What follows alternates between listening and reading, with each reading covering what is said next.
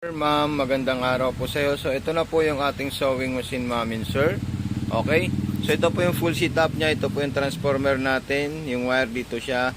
Yung outlet natin para sa transformer po. So, ito po yung freebies niya. Ayan, marami po yan.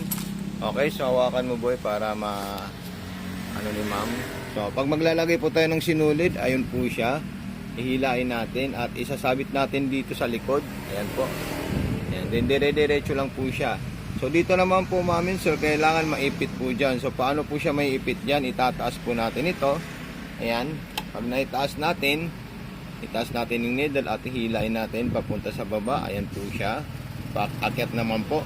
Then may hook po na lalabas dyan pag inikot natin itong bilog na to. Ayan. Okay, so ayun po yung hook. Ayan. Ayan po yung hook niya. Then ganyan po siya. Kailangan maramdaman nyo po na sumabit po dito yung ating sinulid. So ito po siya, ayan. Ayan, okay. Then gaganito po natin yan. Yung sa ilalim naman po, slide natin ito at angat po yung ating bobbing, takip. So ito po siya.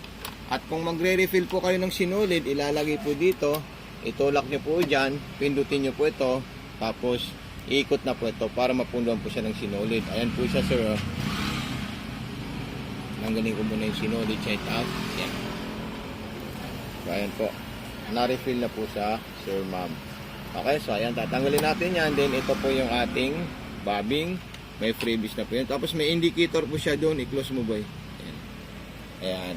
Then gaganin lang natin siya. So ito po yung pinaka-arrow dito. So maglalagay ako ulit ng sinulid para maitindihan po natin na maigi. Ayan. Dire-diretso lang po siyang ganyan. Okay. Yung hook itataas po natin ito. Ayan. Then susunod natin diretso naman po dito. Ayan.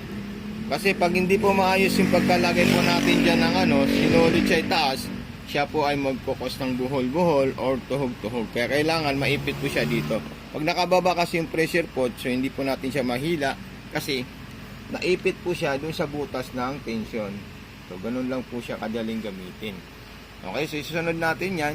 Then ito, ikutin po natin ito para makain niya po yung sinulid sa ilalim.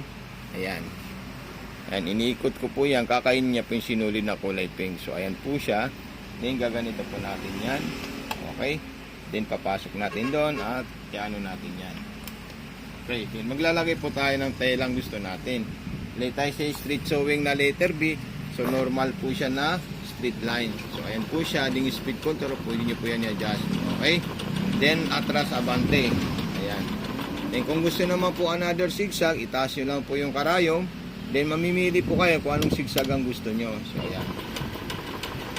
Okay, at kung may katanungan naman po kayo, mag-message lang po kayo sa akin para matulungan ko kayo at ma-guide ko po kayo sa ating sewing machine. So ayan po yung stitches na ginawa ng ating sewing machine, ma'am and sir. Ayan, yung kagabi po yan, tapos pinalo up natin ngayon para mas makita nyo po siya ng clear yung ating sewing machine. Okay, so maraming salamat po sa sir, ma'am. God bless and more power po. Peace out po.